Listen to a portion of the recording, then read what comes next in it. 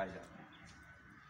आप देखें, आपको एक चीज़ बताता हूँ, इसी चीज़ को आप पाकिस्तान को देखें, पाकिस्तान के हालात देखें कैसे हैं, और आप अपनी क्लास को देखें। पाकिस्तान के हालात और आपकी क्लास ये दोनों सेम है। क्लास यूनिट होती है किसी भी कौम की। इस चीज़ को एग्री करते हैं आप?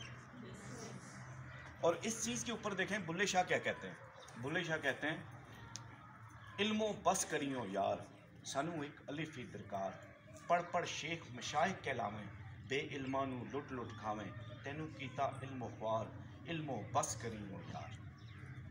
इसका मतलब ये है कि हम जितना भी बच्चों को इल्म दे रहे हैं, जितना नॉलेज दे रहे हैं, जितनी इंफॉर्मेशन दे रहे हैं, इसमें कमी किस चीज़ की है?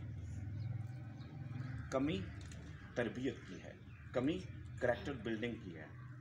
एक लफ्ज़ होता है, इसी के साथ में जो अगली चीज़ को ऐड करूँगा, टीचर बर्नआउट। आपको पता है टीचर बर्नआउट क्या होता है?